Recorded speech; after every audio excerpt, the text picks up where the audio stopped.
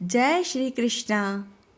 हिंदू पंचांग के अनुसार वैशाख मास के शुक्ल पक्ष की एकादशी को भगवान श्री नारायण के निमित्त मोहिनी एकादशी का व्रत रखा जाता है।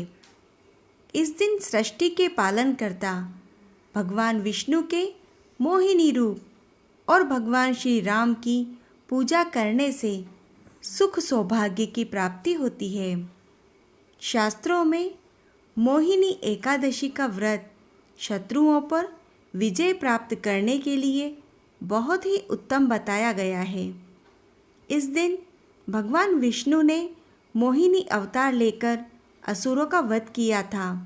मान्यता है कि इस व्रत को करने से व्यक्ति के सभी पाप दूर हो जाते हैं और व्यक्ति अपने शत्रुओं पर विजय प्राप्त करता है।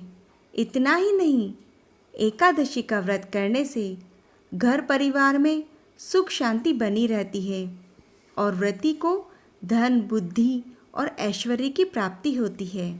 आइए सुनते हैं मोहिनी एकादशी की व्रत कथा।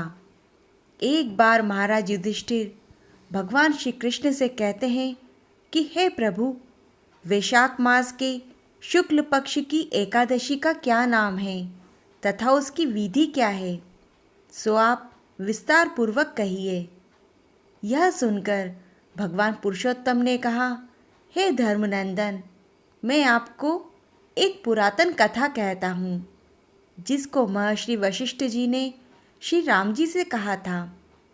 प्रभु श्री रामचंद्र जी ने पूछा कि हे गुरुदेव, आप मुझे ऐसा कोई व्रत कहिए जिससे समस्त पाप और दुख दूर हो सके। मैं सीता के वियोग में बहुत दुखी हूँ, अतः आप कोई व्रत बताइए।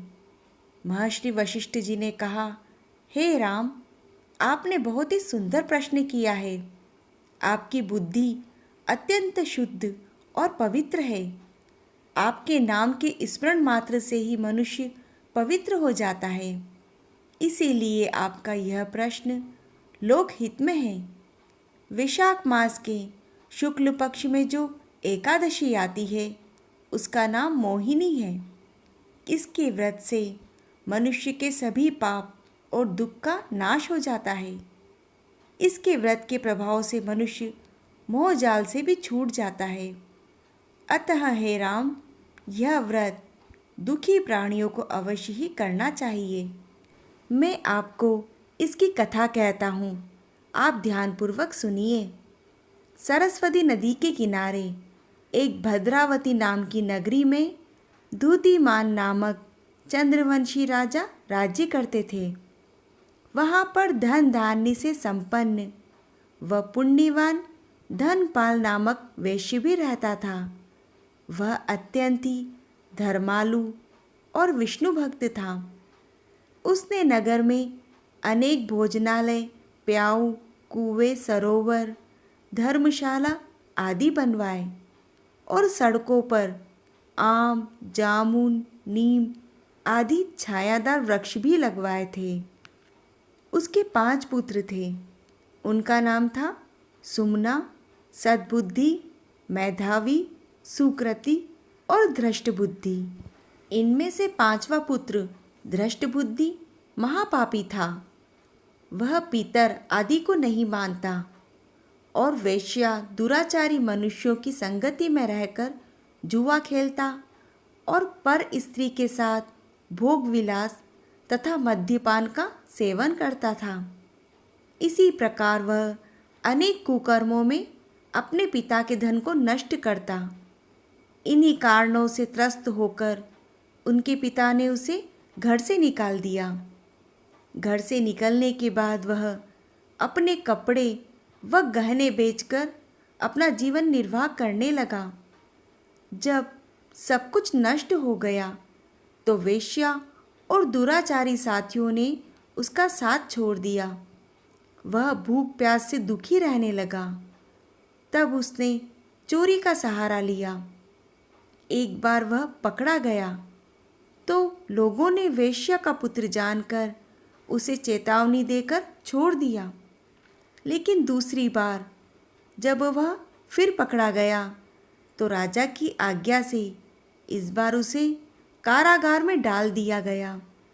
कारागार में उसे अत्यंत दुख दिए। बाद में राजा ने उसे नगरी से ही निकाल दिया। नगरी से निकलकर वह वन में चला गया और वहाँ पर वन्य पशु पक्षियों को मारकर खाने लगा। कुछ समय के पश्चात वह बहेलिया बन गया और धनुष बाण लेकर पशु पक्षियों को मारकर खाने लगा। एक दिन भूख प्यास से व्यथित होकर वह खाने की तलाश में घूमता हुआ कौंडिन्य ऋषि के आश्रम में जा पहुंचा। उस समय वैशाख मास था और ऋषिवर गंगा स्नान करके आ रहे थे। उनके भीगे वस्त्रों के छींटे उस पर पड़ने से उसे कुछ सद्बुद्धि प्राप्त हुई। वह कौंडिन्य मुनि से हाथ जोड़कर कहने लगा, हे मुनिवर, मैंने जीवन में बहुत पाप किए हैं। आप इन पापों से छूटने का कोई साधारण बिना धन का उपाय बताएं। उसके ऐसे दीन वचन सुनकर मुनि ने प्रसन्न होकर कहा कि तुम वैशाख शुक्ल मोहिनी एकादशी का व्रत करो।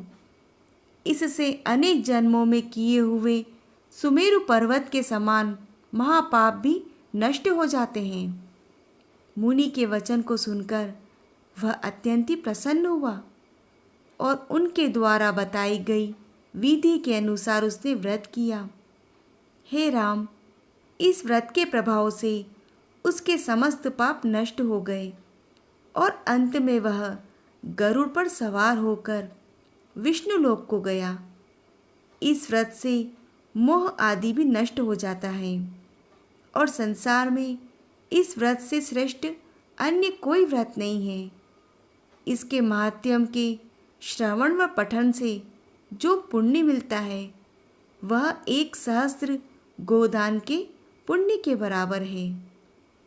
यदि आपने अभी तक इस चैनल को सब्सक्राइब नहीं किया है तो आप सब्सक्राइब करें ताकि आने वाली कथाओं का आनंद ले सकें और इस कथा को लाइक व शेयर जरूर करें। जय श्री कृष्णा।